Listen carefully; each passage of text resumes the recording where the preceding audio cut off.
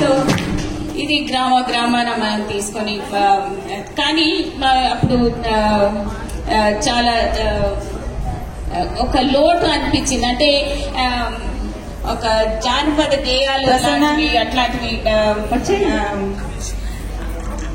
so అందుకని మనం ఇంకా స్త్రీలు పాడేటువంటి పాటలు